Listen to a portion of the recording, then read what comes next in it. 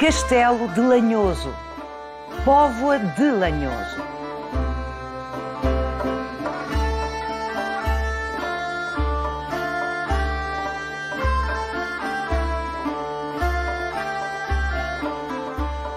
No interior do Minho, entre Braga e Guimarães, o Castelo de Lanhoso foi edificado no topo do mais alto afloramento rochoso do território português.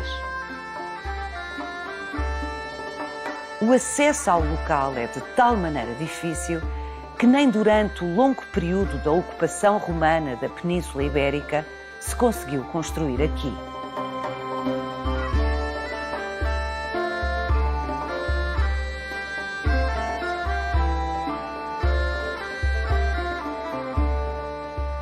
A implantação deste castelo, neste cume granítico, aconteceu cerca do ano 1000, no contexto da reconquista cristã da Península Ibérica, 200 anos antes da fundação de Portugal.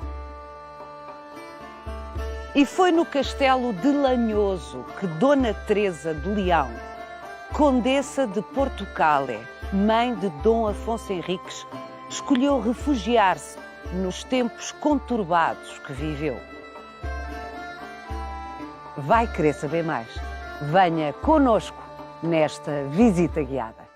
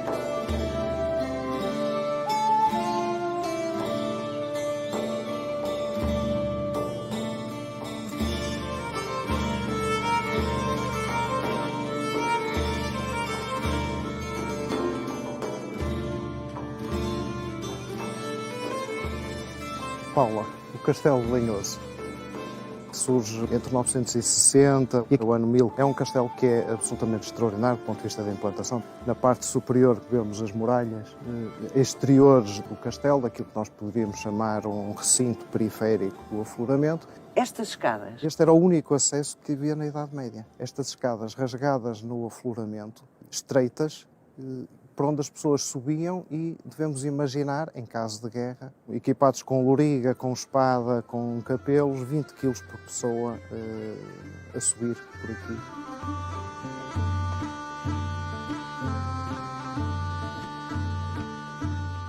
É um castelo que se pode considerar quase inexpugnável, no sentido que o único acesso obriga a fila indiana. E, portanto, do ponto de vista estratégico, é fácil de defender. O que é que eles tiravam lá de cima?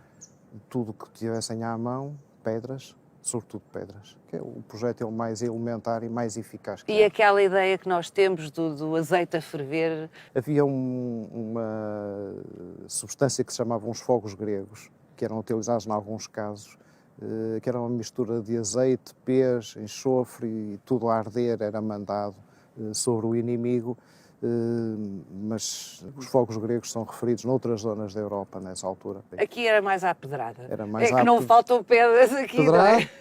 À pedrada e também com arco, não é? Exatamente. Porque na altura em que o castelo é construído, a besta ainda não existia, ainda não estava difundida entre nós. Mas o arco estava, e portanto a melhor maneira de combater à distância era mandar umas pedras ou atirar umas setas com arco.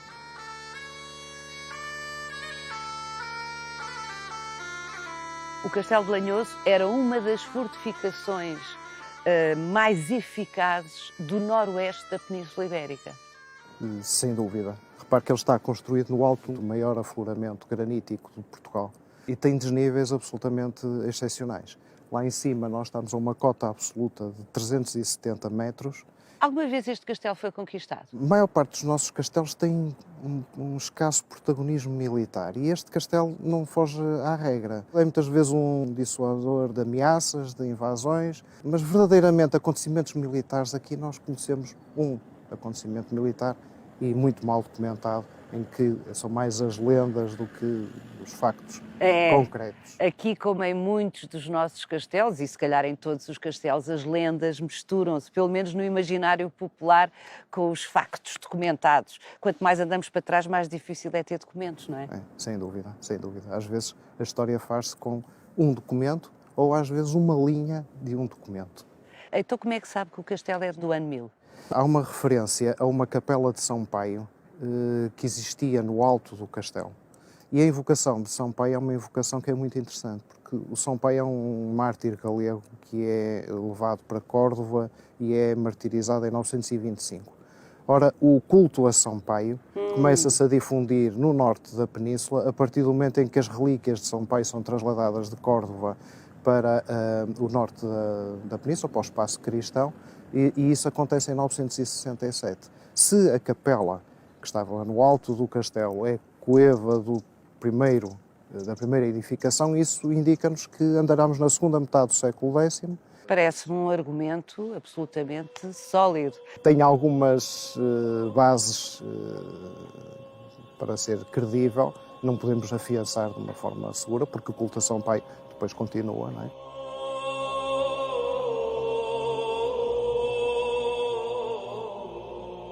Mário Barroca, não é demais sublinhar no início desta visita que a implantação do castelo neste lugar acontece cerca de 200 anos antes da fundação do Reino de Portugal. Este território, no momento em que o castelo é construído, integrava o primeiro condado portucalense. O primeiro condado portucalense resulta da expansão do mundo cristão protagonizado pelo Afonso III das Astúrias. É ele que envia para a zona do Porto um conde de origem asturiana, Vímara Pérez, que ocupa o Porto e a partir daí estrutura toda a zona a norte do Rio Douro. Essa entidade política é o primeiro condado portucalense que vai até 1071. Tem uma relativa autonomia, mas é uma unidade do reino das Astúrias e depois de Leão. A partir de certa altura, a capital transfere-se do Oviedo para Leão e passamos a ter o reino leonês, ou o Astur-leonês, e o condado portucalense responde diretamente ao Reino de Leão. Ao rei de Leão. Mário Barroca, não vamos tentar subir. Eu devo dizer que tenho a tentação de experimentar, mas como não estamos na primavera, que era quando se guerreava na Idade Média, não vamos tentar subir. Vamos até lá acima pelos caminhos bem mais doces da nossa contemporaneidade.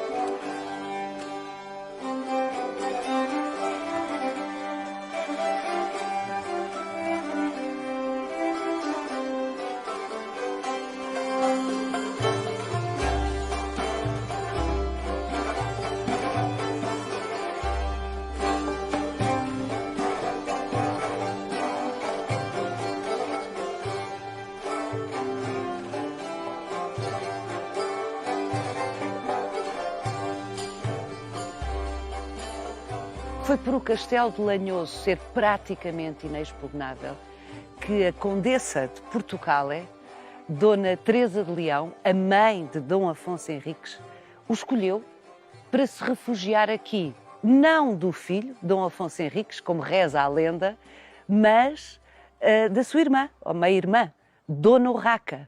É um facto. Por volta de 1120, o norte de Portugal é invadido pelos exércitos de Dona Urraca, meia-irmã da nossa Condessa Dona Teresa, e com o apoio do arcebispo de Compostela, Diego Gelmírez. Invadem o condado de Portugal. Dona Teresa provavelmente estaria na zona de Braga e refugia-se no castelo de Lanhoso. Isso só demonstra que o castelo de Lanhoso, aos olhos dela, era o castelo mais eficaz, mais inexpugnável, que tinha ao seu dispor. E realmente estávamos a 17 km de Braga, portanto, é aqui que ela se refugia.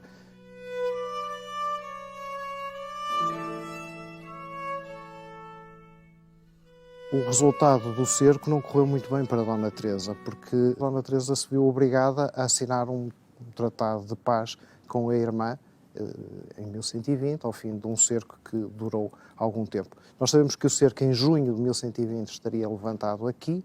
A condessa Dona Teresa ainda assina documentos no Castelo de Lanhoso em julho de 1120.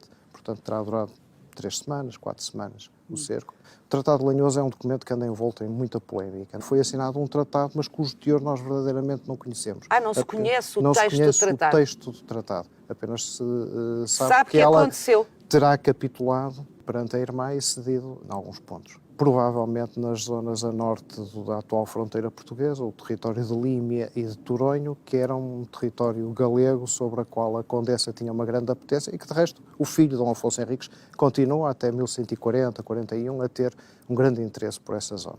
Portanto, mas, para todos os efeitos, ficará do lado de Espanha. Ficará do lado de Espanha, do lado da Galícia, exatamente. E se calhar tudo começou aí no Tratado de Lanhoso. Talvez.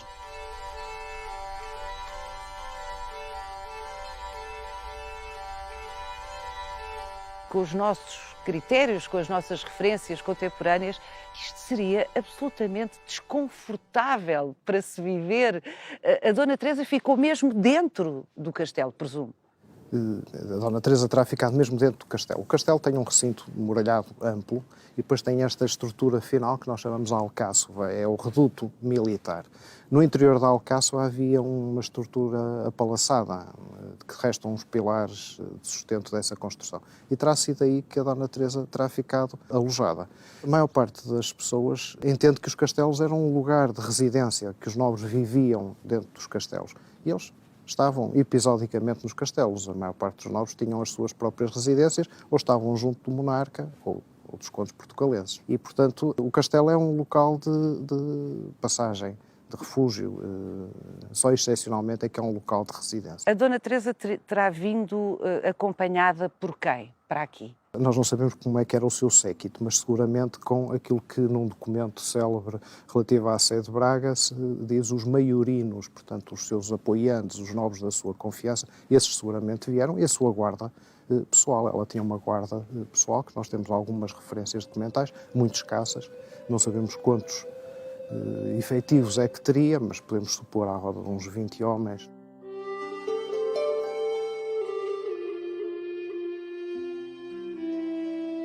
A história que se conta que Dom Afonso Henriques veio aprender, uns anos depois, a sua mãe, aqui no Castelo de Lanhoso, não tem qualquer base documental.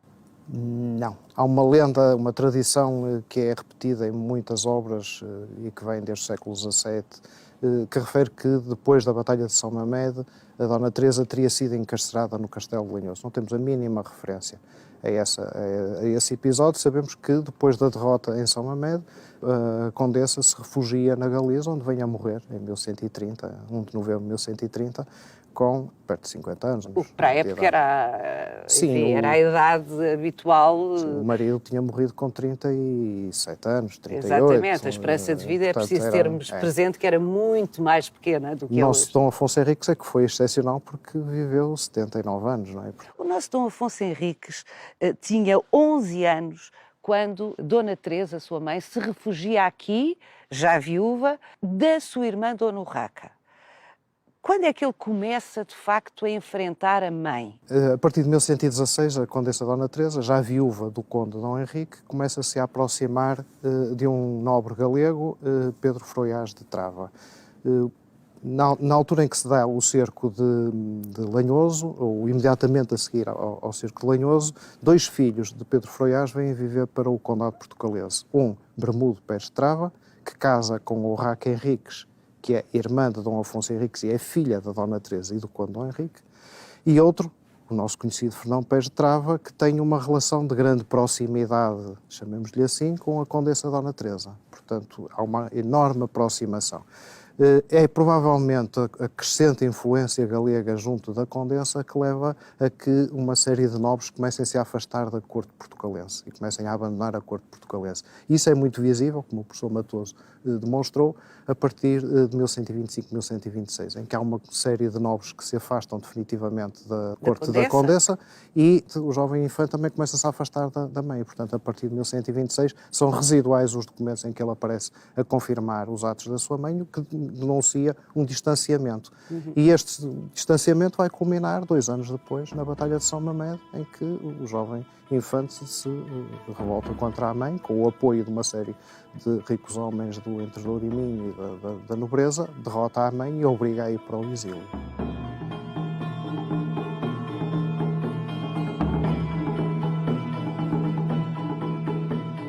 Dom Afonso Henriques era o herdeiro do condado portucalense, porque era o primogênito, o filho varão mais velho, e isso é muito claro quando em 1125 ele se arma cavaleiro em Zamora e arma-se a ele próprio, dizem as fontes. Se é verdade ou não, mas o que as fontes documentais dizem é que ele se armou a si próprio cavaleiro. Isto é uma prerrogativa de rei e, portanto, ele considerava-se, obviamente, o herdeiro do condado portucalense e certamente que via com alguma desconfiança a crescente influência do conde Fernão Pés de Trava junto da sua mãe.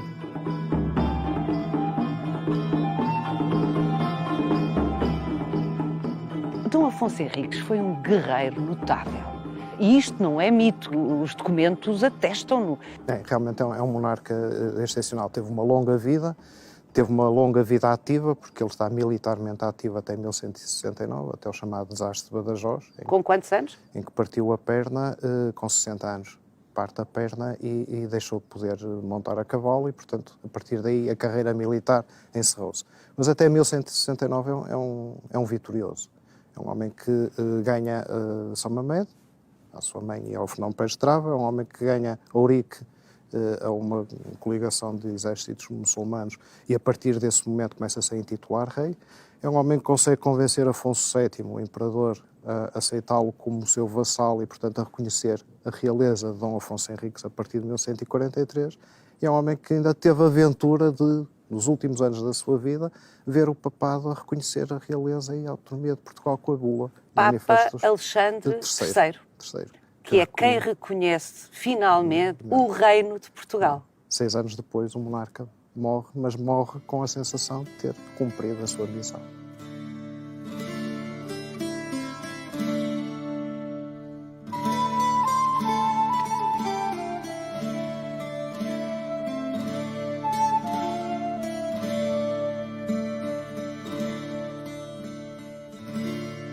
Repare, Paula, aqui a inscrição do Bispo Dom Pedro, que nos documenta a reforma do castelo. É uma inscrição muito singela, só diz, tem a cruz, diz Petrus Episcopus, Bispo Pedro. É fundamental para a compreensão do Castelo Lanhoso porque nos garante que o que está para baixo é mais antigo e esta é a reforma promovida pelo Bispo Dom Pedro. Este Bispo Dom Pedro foi o homem que restaurou a Diocese de Braga. Ele restaura a Diocese de Braga em 1071 e governa até 1091. O que quer dizer que a primeira fase do castelo é forçosamente anterior. Como vimos, é uma fase do século X, do início do século XI, e esta reforma do Bispo Dom Pedro revela que este castelo, para o prelado, para o bispo, era fundamental nas defesas de Braga. E porquê? Porque o Castelo Lanhoso está implantado sobre uma via romana, a via que ligava Astorga, Chaves, a Braga. E, portanto, é uma posição fundamental na defesa da cidade episcopal. Braga. E é por isso que o Bispo Dom Pedro promove a reforma do castelo. Permitia controlar o tráfego da via, que era um dos grandes eixos de acesso à cidade do Bispo.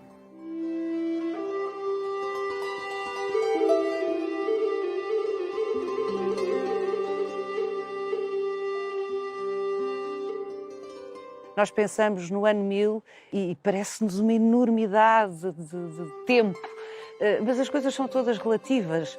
Antes do ano 1000, muita gente viveu por aqui. E é um bocado surpreendente, de alguma forma, que só no ano 1000 tenham conseguido construir aqui em cima um ponto ideal para a edificação de uma estrutura militar. O grande problema que este local apresentava era a questão dos acessos. Os acessos eram muito ingratos, era muito difícil.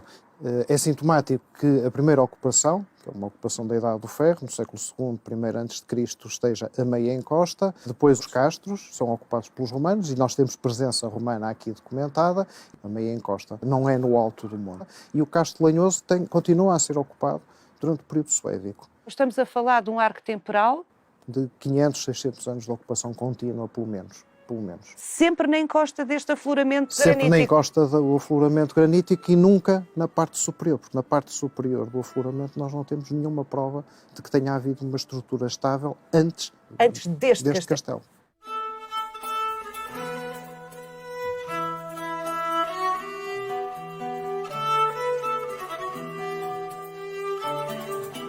Sabemos quem construiu este castelo de raiz, no sítio onde nem os romanos tinham conseguido construir?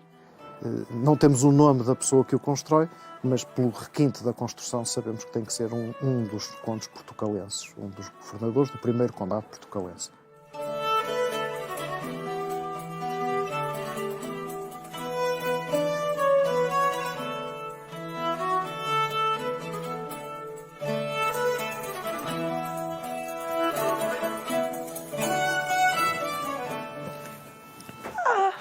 Isto está musealizado, não fazia ideia. Sim, isto foi um projeto de musealização em 1996, que foi completamente remodelado em 2011.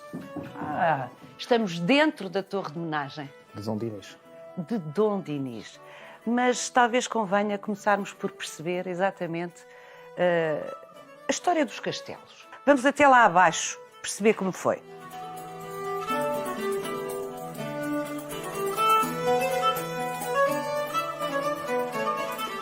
A invenção, entre aspas, do castelo é uma invenção medieval. E por isso eu costumo dizer que o castelo é talvez a estrutura que melhor identifica a Idade Média. É o maior símbolo da Idade Média. O maior símbolo da Idade Média, porque nós podemos também dizer o mosteiro, mas o mosteiro continua depois da Idade Média, enquanto que o castelo desaparece com os finais da Idade Média. O castelo surge com a Idade Média e desaparece no início da época moderna, quando aparecem as fortificações modernas, à maneira italiana, que é uma realidade completamente diferente. Elvas, Almeida, todas essas estruturas abaluartadas, São Julião da Barra, etc. Não é? Portanto, isso é a fortificação à maneira italiana, que surge a partir do século XVI para a frente. Até o século IX nós não temos castelos, temos outras soluções diferentes de defesa que passam pela fortificação do habitat. É o povoado que é amuralhado. A partir dos Flávios, uma dinastia de imperadores romanos, aquilo que se chamava o ager públicos, ou seja, o terreno agrícola de cota baixa, de vale, que era domínio público e não pertencia a ninguém, começa a ser entregue em pequenas parcelas proprietárias, ou seja, começa a ser privatizado. E essa privatização do ager vai começar a levar as populações a descerem do alto dos montes para povoamento de vale. A saírem dos castros, e das fortificações dos castros e para tomarem as terras atribuídas. Exatamente, para começarem a colonizar o vale junto das terras mais férteis e é uma vida cotidiana mais cómoda do que estar a descer do monte. Não é? E, portanto, é este processo que se vai começando a disseminar a partir do século I e II da nossa era, que vai transformar radicalmente a paisagem do noroeste da península, a ponto de quando nós chegamos ao período que estamos a falar, século IX, era impossível estar a fortificar um povoamento que é um povoamento que está disperso. Não nos esqueçamos que, a partir do século V, VI, começamos a ter um processo de erosão da vida urbana que é encarada com alguma desconfiança por causa da carga fiscal, por causa da insegurança que motiva e, portanto, as populações começam a ter alguma aversão a viver nos meios urbanos e começam a refugiar-se nos meios rurais. E este processo de dispersão da população acaba por ser um dos motivos que depois vai dar origem ao castelo na forma feudal cristã do Norte.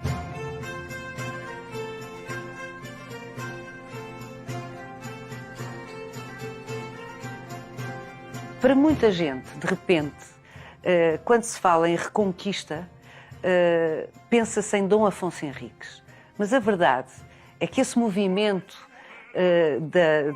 da conquista de territórios por forças cristãs, do norte para sul, é um movimento que começa muito antes de Dom Afonso Henriques, 4 séculos antes de Dom Afonso Henriques. Sim, com efeito o processo daquilo que nós chamamos uma designação às vezes um bocado criticada por reconquista, é um processo histórico, militar, político, que tem origens em meados do século VIII. Oitavo. Em 711 os muçulmanos invadem a Península Ibérica e a progressão dos exércitos muçulmanos é rapidíssima. Em 715 estão em Idanha e em Conímbriga e está a península praticamente toda controlada, exceto a zona cantábrica e das Astúrias. Portanto, um pequenino espaço no norte da península. E é a partir daí que se vai iniciar um processo de lenta recuperação do território pelas forças cristãs, a que se dá o nome de Reconquista. Alguns autores falam em simples conquista, porque a palavra reconquista tem uma conotação ideológica por trás. Sim, pressupõe que este território sempre foi cristão. Foi muito mais complexo do que isso, As não é? crónicas asturianas, que relatam estes primeiros momentos do Reino das Astúrias, procuram filiar a monarquia asturiana diretamente na monarquia visigótica, fazendo uma ligação genealógica não comprovada, e para indicar que os monarcas asturianos são os legítimos herdeiros da velha monarquia visigótica. E que, portanto, aquilo que eles estão a fazer é, no fundo, adquirir de novo territórios que lhes pertenciam por direito. E isso tem uma carga ideológica, como é óbvio. Claro. Eu, quando falo em reconquista, pretendo apenas designar um processo, que é um processo histórico, que é conhecido, que é de avanço das forças cristãs do norte para sul e paralelo recuo do espaço controlado pelas forças muçulmanas.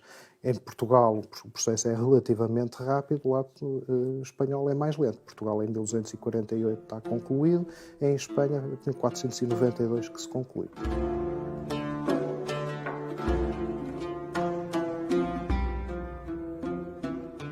O castelo é um acontecimento que acompanha a expansão do reino asturiano até ao Val do Douro e depois até ao Val do Mondego, e é uma realidade da segunda metade do século IX.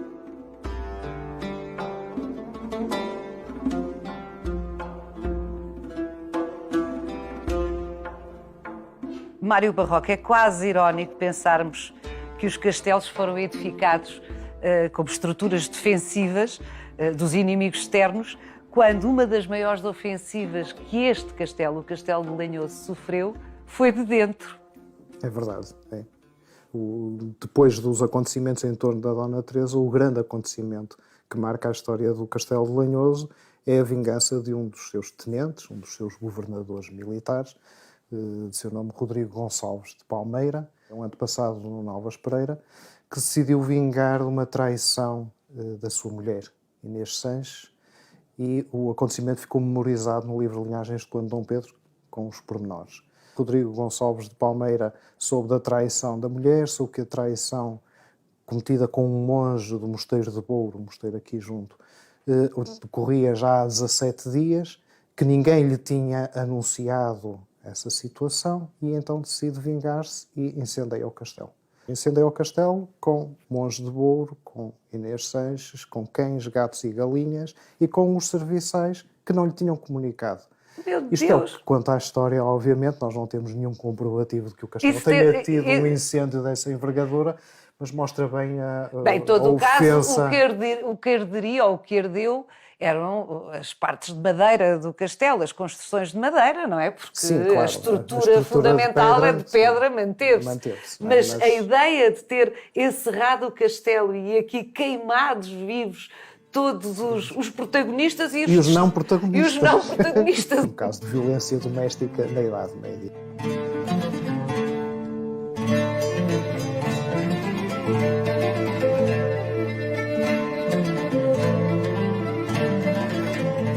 Dom Dinis foi o último grande interventor neste castelo antes do século XX.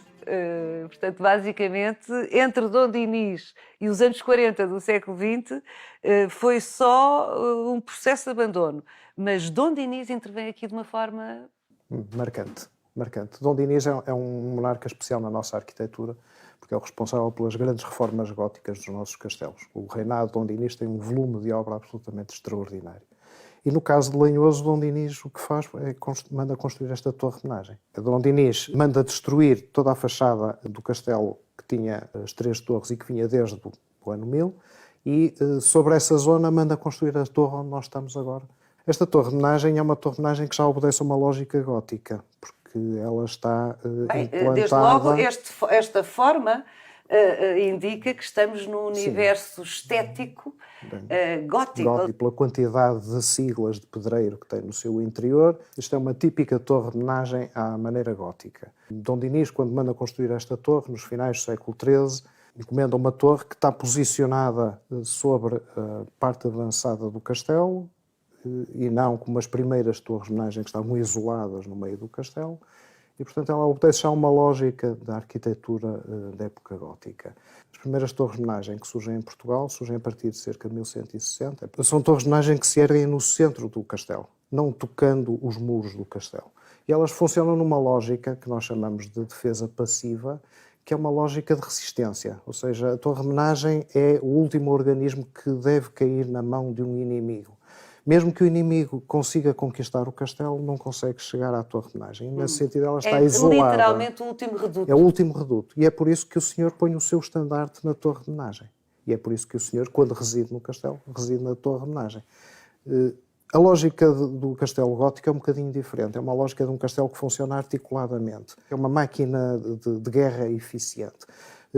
As portas, os torreões, as seteiras, torre-homenagem, tudo funciona articuladamente e não como organismos autónomos. E isso levou a que o monarca tivesse deslocado a torre-homenagem para junto da zona de acesso do castelo, que era uma zona mais frágil, reforçando a defesa do castelo e, portanto, o castelo funciona como um todo.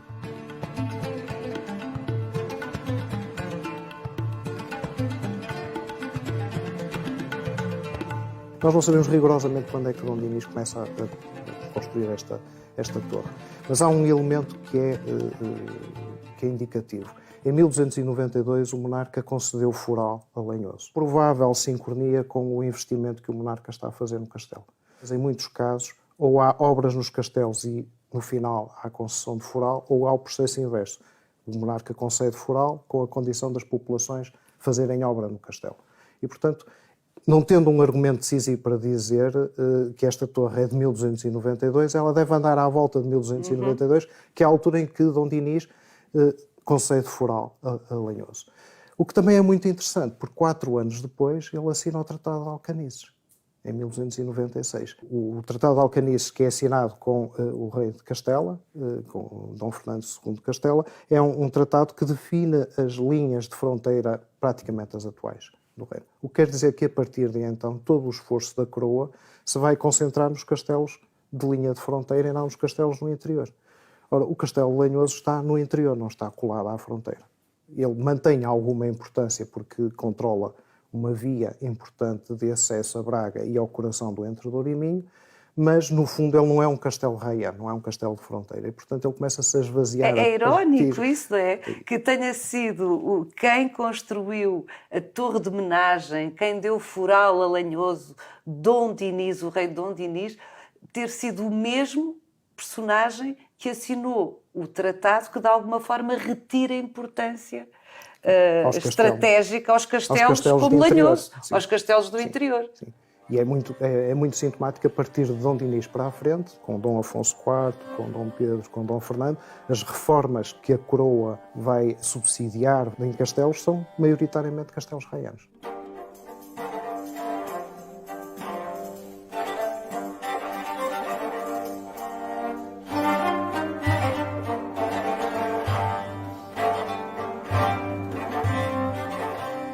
A partir da construção da torre-homenagem por Dom Dinis, nós entramos num lento processo de degradação e de abandono da estrutura militar de Lanhoso, que, quando chega aos inícios do século XVI, já está completamente abandonada. No numeramento 1527 diz-se que o castelo de Lanhoso, que fica no alto de uma penha, não vive lá ninguém. Ou seja, é um castelo abandonado, já não tem serventia militar. Mas tudo piorou quando um cidadão nascido em Lanhoso e enriquecido no Porto decide construir aqui, junto, quase contíguo ao castelo, um santuário. Usando pedras que retira do próprio castelo e, portanto, começando a desmontar parte do castelo de Lanhoso.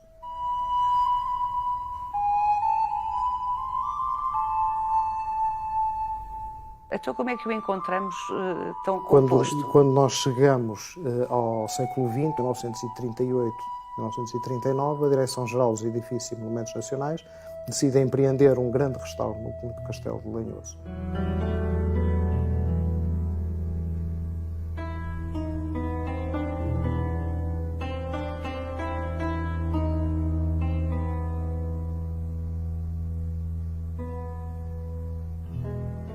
Em 1929, o Estado Novo fundou a Direção-Geral dos Edifícios e Monumentos Nacionais. Foi um organismo ao qual foi incumbida a missão de restaurar os monumentos da pátria. E o restauro dos monumentos da pátria obedecia uma filosofia, que está explanada no primeiro boletim da direção, que era uma filosofia do que eles chamavam restituir os monumentos à pureza inicial. O que significava retirar tudo o que fosse obras posteriores à fundação dos edifícios. Da fundação dos edifícios e repor os edifícios arruinados, dando um aspecto de edifício acabado. Aqui em Lanhoso, o que a Direção-Geral dos Edifícios e Monumentos Nacionais fez foi uma enorme campanha de obras, começa em 1938 e termina em 1942. Para se avaliar a importância desta campanha de obras, é a segunda mais importante campanha de obras a norte de Portugal, logo a seguir à do Castelo de Guimarães. O que é que essa intervenção consistiu? Consistiu no restauro das linhas de muralhas, portanto elas foram reerguidas, e nota-se bem tudo o que foi reerguido, e na zona onde não havia muralha visível foi construída nova muralha, que se prolonga ao lado da Torre de Homenagem, que é uma muralha que nunca existiu naquele sítio na Idade Média, foi inventada pelos Monumentos Nacionais.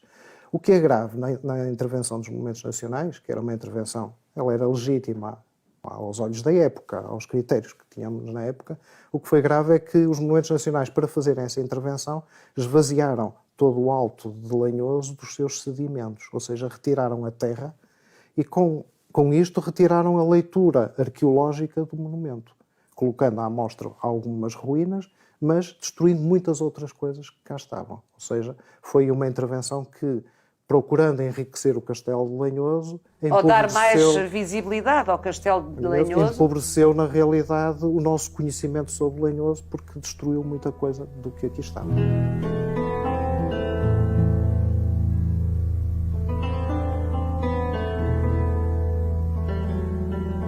Bom, Mário Barroca, é evidente, como já nos disse, que os critérios nos anos 40 do século XX eram esses. A expressão é devolver a pureza. Tudo isso arrasta um programa ideológico que hoje é muito estranho à luz das nossas convicções. Hoje não se pode intervir em monumentos históricos sem a presença de arqueólogos. Sim, é que nós aprendemos a respeitar os monumentos na sua lição dinâmica. E, portanto, o monumento não pode retratar um momento inicial, a tal pureza, que não faz grande sentido, mas o monumento deve ilustrar a forma como ele viveu, como evoluiu, como foi crescendo, como foi alterando, porque essas alterações são tudo fruto da sociedade e das diferentes épocas. E, portanto, um monumento como Lanhoso, se tiver a lição das várias épocas, ajuda-nos a abordar a história como um todo e não apenas um momento. E, nesse sentido, a intervenção da DGEM é um momento histórico. É um momento histórico, exatamente.